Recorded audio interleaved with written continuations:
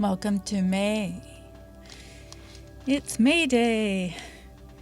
It's a beautiful May day in my neighborhood. I don't know about yours, but I just wanted to do a short update today because I know a lot of people get discouraged about what's happening in the mainstream news. There's just all these distractions, all these stories that seem to get stirred up day by day.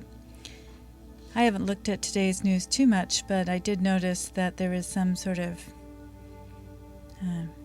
cover-up, yet another cover-up. Of course, something about Trump and his doctor, and I don't know. There's so much in the way of gossip. I mean, this is just complete and utter gossip. I've just never seen anything like it. Just to cleanse my palate yesterday, I decided that I would watch a documentary on Walter Cronkite.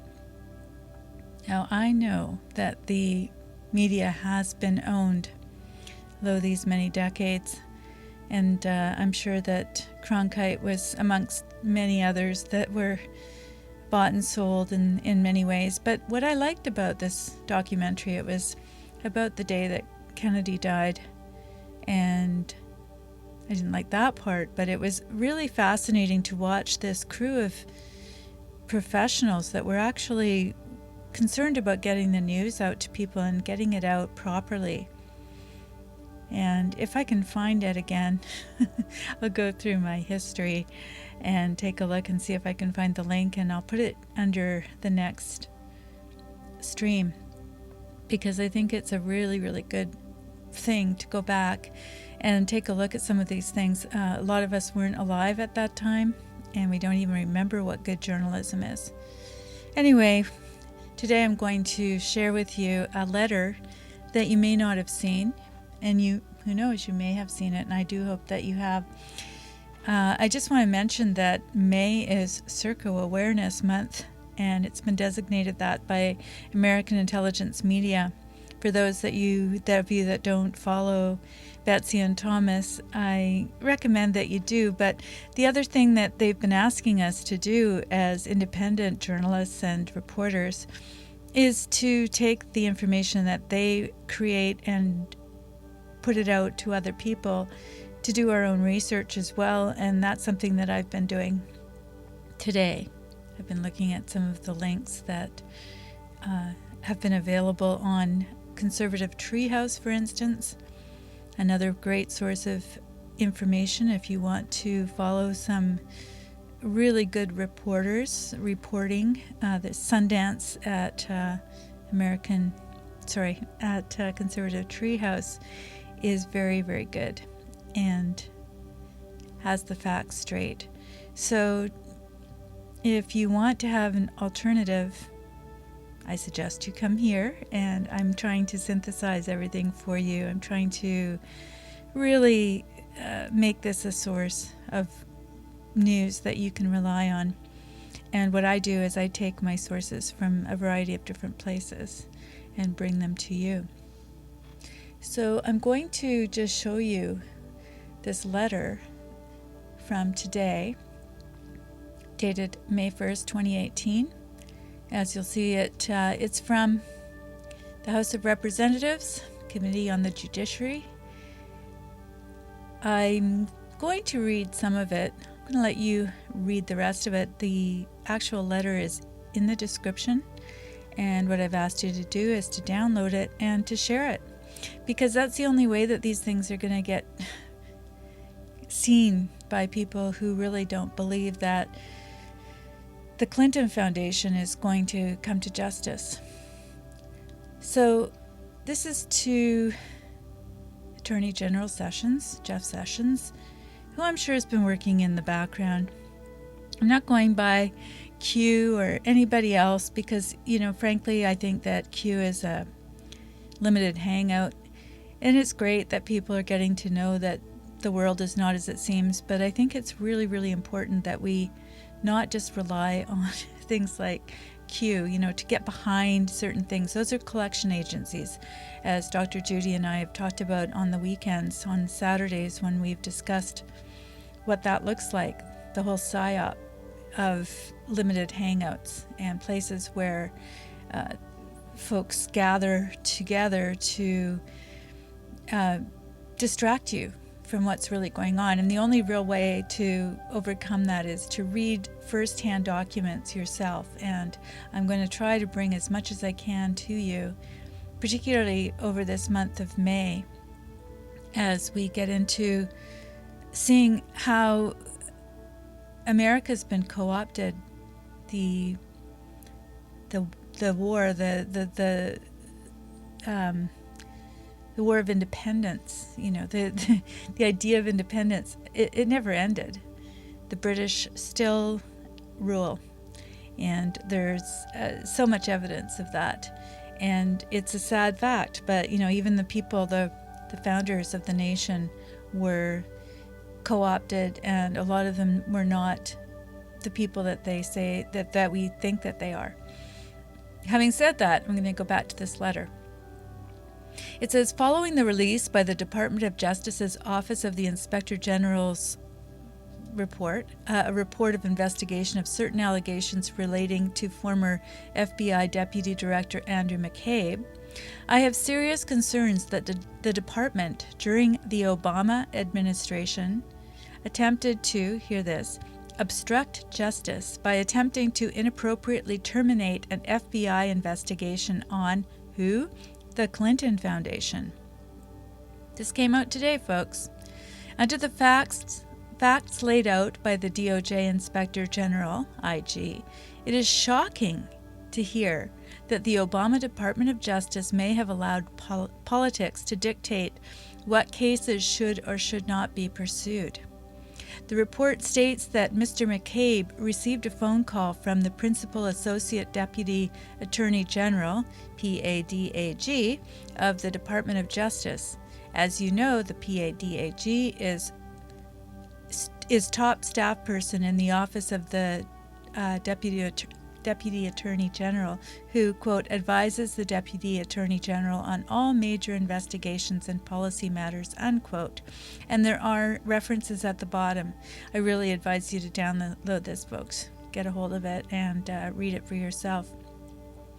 The Deputy Attorney General at the time was Sally Yates. Sound familiar?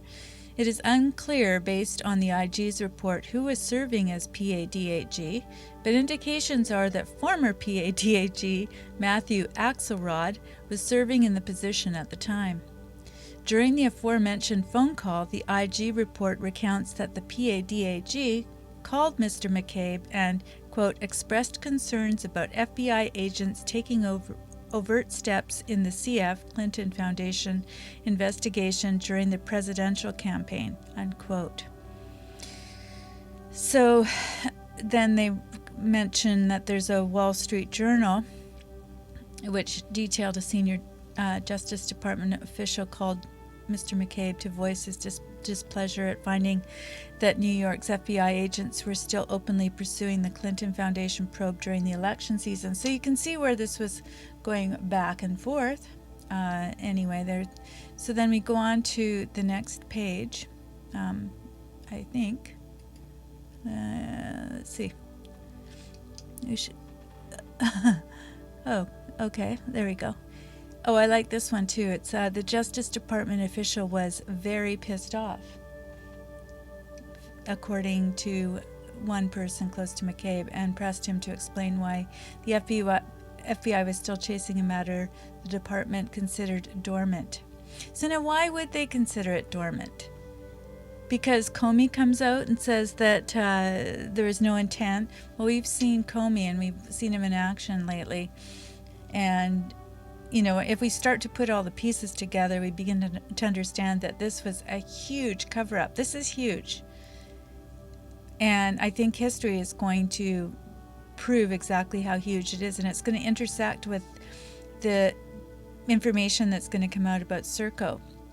We need to get all of this out to the people who think that somehow this is a Russian collusion case. Russian collusion is just a pretense. This is This is a treasonous act. It's a coup that has been averted. And of course, what they're going to do is try to cover up the coup.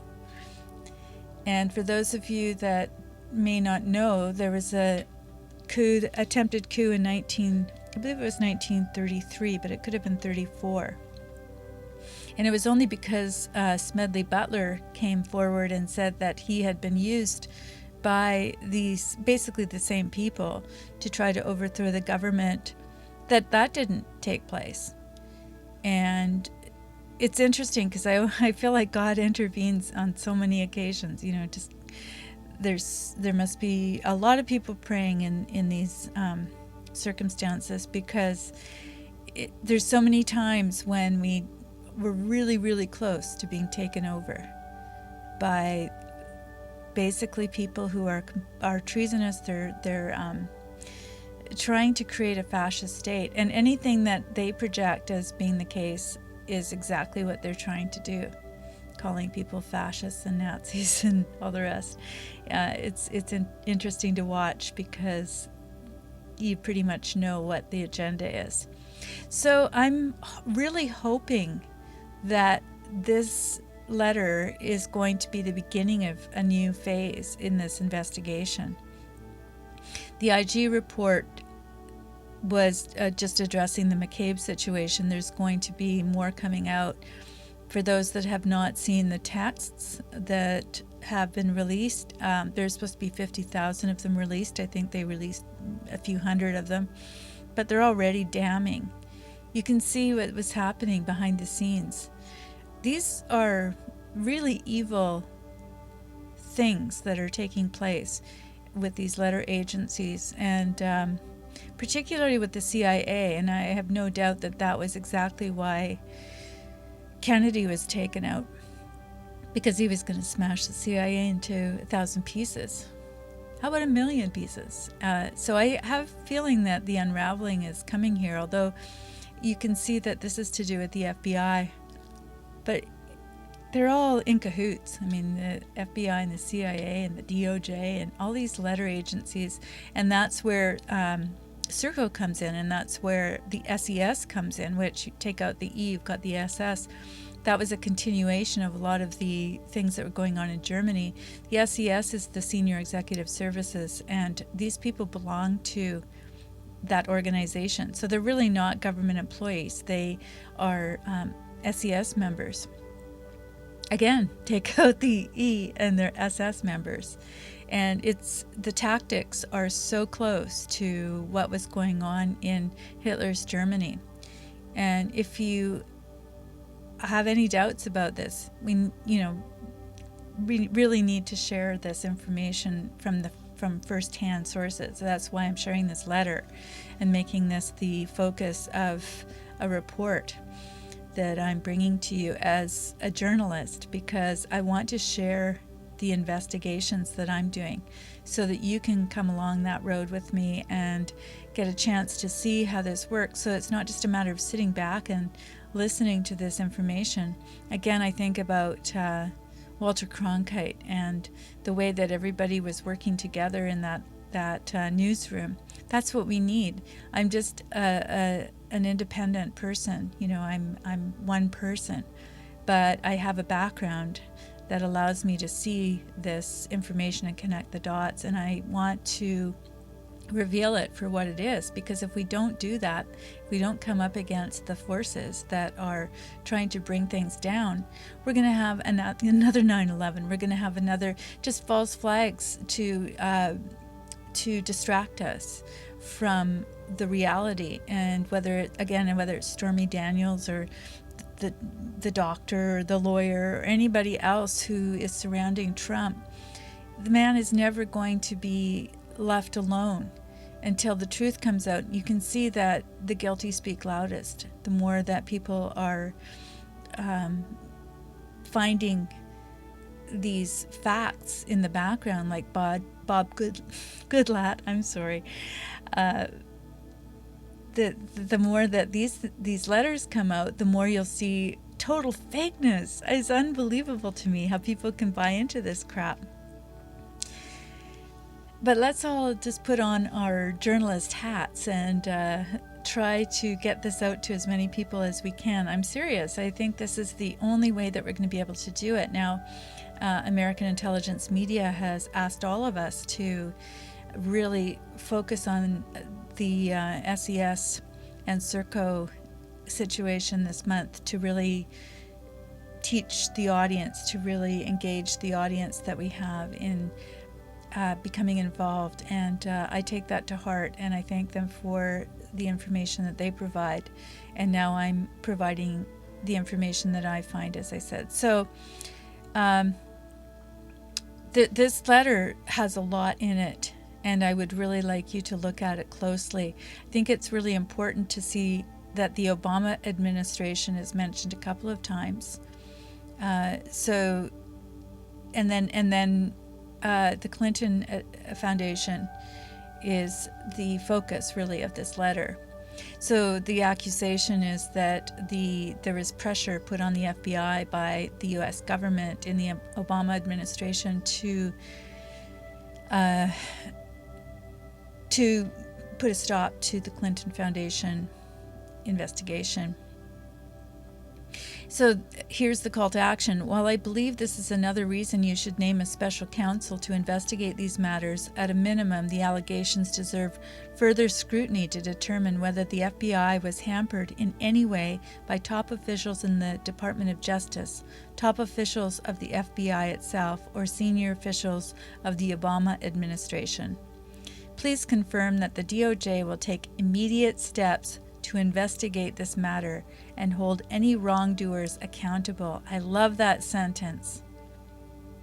Read it over and over, folks, because if you've been waiting for justice to be done, that is a really powerful sentence. Now, this is the end of the letter, and I'm going to finish with this. The American people continue to learn new information on a regular basis, calling into question law enforcement's impartiality and creating the perception that the last administration was using political power to affect the outcome of investigations. Your prompt attention to this request is most appreciated. And that's Bob Goodlatte, Chairman, House Judiciary Committee. So please download this, folks, and spread it far and wide on social media. You can spread this report. I'm going to be coming up with actual reports. This was just highlighting the letter because I think it's really important to start with this, because I think that things are going to unravel, but they're also going to escalate in the mainstream media. So I do hope that you will take part in being part of this revolution, and the revolution that has never ended, to take back what has been stolen by these thieves. So thanks so much for tuning in, and I'm going to just finish this live broadcast, and I'm going to be offering live broadcasts every day. I'm also going to be starting a Patreon account, having difficulties trying to do all of this and trying to make a living at the same time, and it's a crunch, it's a real crunch. And I know that a lot of people talk about this, but it really is something that takes time and dedication. And the fake news is paying their people millions and millions of dollars, and so many of us are doing this as a matter of love for our fellow people and for freedom. And so I do believe that this is the actual cost, is whether we are going to be living free or not. So I'll leave you with that idea. Thanks so much for tuning in, and I'll see you tomorrow.